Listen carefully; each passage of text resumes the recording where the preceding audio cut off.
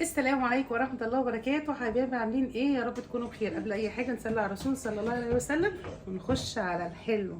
الحلو ما يعملش غير الحلو. يلا هاتي كده معانا كوباية من العسل، وانزل هنا عليها ببيضة ما تكونش في التلاجة. تمام، ونقلب.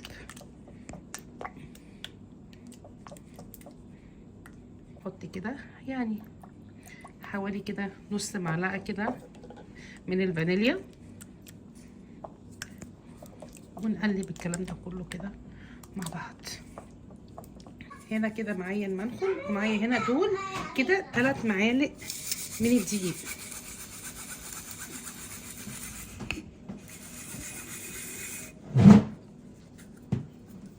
تمام، رشة ملح صغيرة، نص معلقة صغيرة من البيكنج باودر، ونبتدي بقى نقلب كل الكلام ده مع بعض.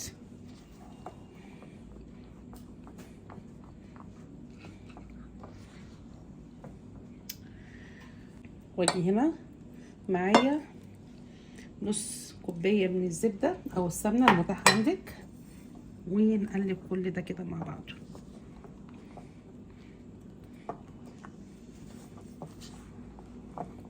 افضل الم كده في العجينة، ما بتحتاجش اي حاجة. انا كل اللي انا بعمله بس بلم العجينة ايه في بعض كده لحد ما الدقيق ده كله يختفي.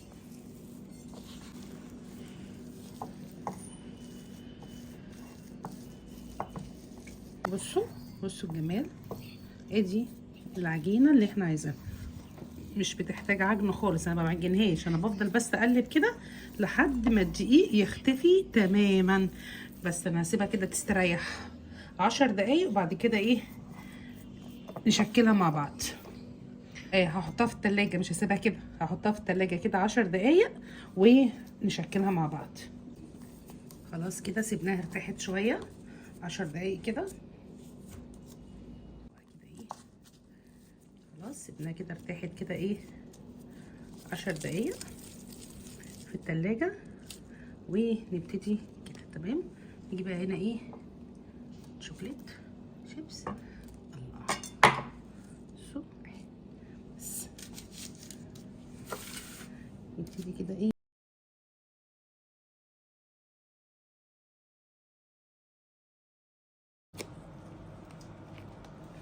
وبكده اكون شكلت الكوكيز بتاعنا الجميل.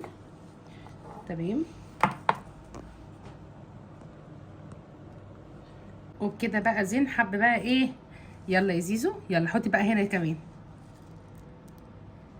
لازم البصمه بتاعت ايد زين دي. زيزو القمر، حطي تاني يا زين، حط كتر. بس انا هنا فاتحه الفرن بعمل لهم كيكه طبعا، بس انا مصوره الكيكه قبل كده معاكم. الفرن مفتوحه من بدري على 180 درجه حراره، 180. تمام، خشوا بقى كده ايه. استني نشيل الشوكولاتيه السخنانه دي بس، ويلا نخش على النتيجه القمر. يلا بصوا، اوبا بصوا بصوا الجمال والحلاوه.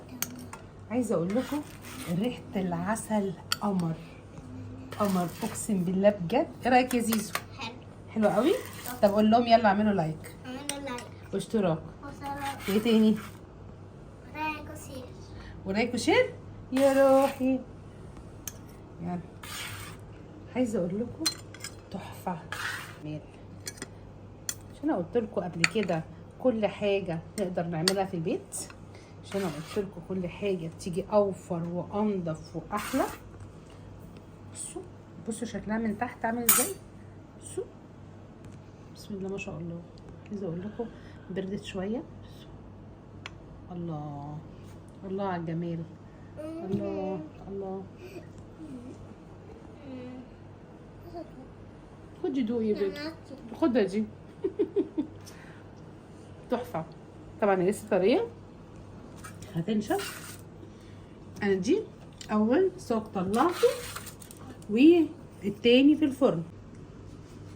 حلوه قوي